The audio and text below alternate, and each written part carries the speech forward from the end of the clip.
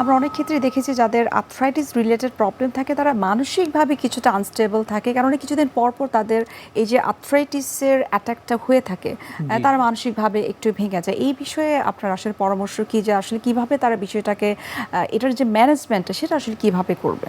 আমরা যে কোনো অসুখে যদি দীর্ঘমেয়াদী ভুগে থাকি তখন স্বাভাবিকভাবে আমাদের মধ্যে একটা বিভিন্ন রকম স্ট্রেস বা ডিপ্রেশন কাজ করে, এটা খুব স্বাভাবিক। তবে এক্ষেত্রে আমরা যেটা বলি যে বর্তমান সময়ে আসলে চিকিৎসা বিজ্ঞানের সবচেয়ে গুরুত্বপূর্ণ একটা শাখাও কিন্তু সাইকিয়াট্রি বা সাইকোলজিক্যাল যে কাউন্সিলিংয়ের কথা আমরা বলি।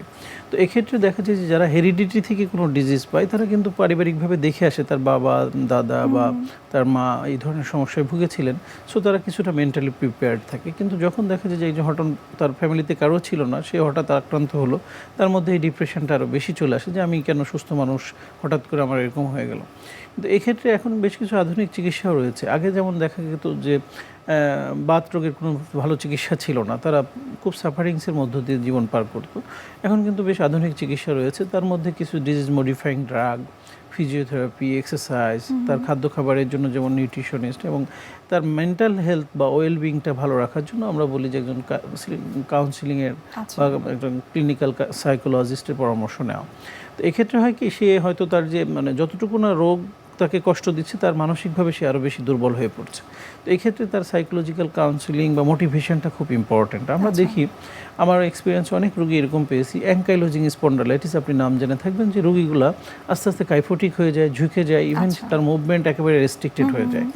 তো এই অবস্থা থেকেও একজন, আমি অ্যাডিশনাল চিফ ইঞ্জিনিয়ার তাকে পেয়েছি যে সে নর্মাল লাইফ লিড করছে। একজনকে পেয়েছি অ্যাকাউন্টেন্ট, হয়তো সে একটু সামনের দিকে ঝুঁকে গেছে বা তার স্বাভাবিক জীবনযাপন সে করছে।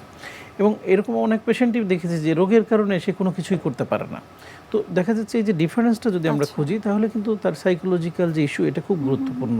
সে যদি নিজেকে একটু সুস্থ রাখার জন্য চেষ্টা করে, মানসিকভাবে ভালো থাকার জন্য চেষ্টা করে, তাহলে সে অনেকখানি ভালো থাকতে পারে। আদারওয়াইজ যদি সে নিজে খুব উইক হয়ে যায়, দুর্বল হয়ে যায়, মনে করে আমার জীবনই শেষ, তাহলে কিন্তু তার গ্রাজুয়ালি রোগের থেকে মানসিকভাবে সে বেশি দুর্বল হয়ে পড়ে। অর্থাৎ সো এই জায়গাটায় তাকে স্ট্রং হতে হবে, রোগ থাকা সত্ত্বেও তাকে মানসিকভাবে এবং জীবন সম্পর্কে অনেক বেশি পজিটিভ থাকতে হবে।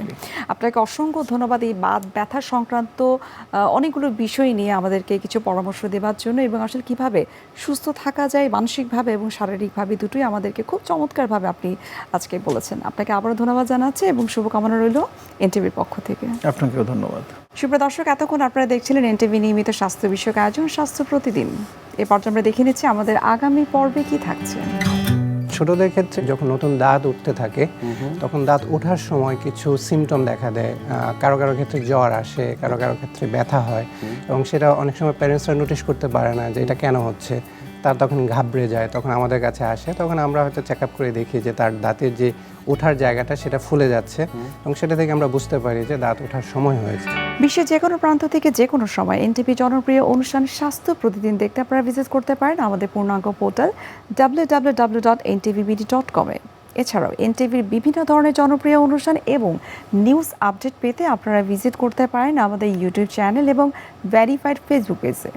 সুপ্রিয় দর্শক, আজ এখানেই শেষ করতে হচ্ছে। দেখা হবে আবারও আপনাদের সঙ্গে। সেই পর্যন্ত আপনারা সবাই ভালো থাকুন, সুস্থ থাকুন। আল্লাহ হাফেজ।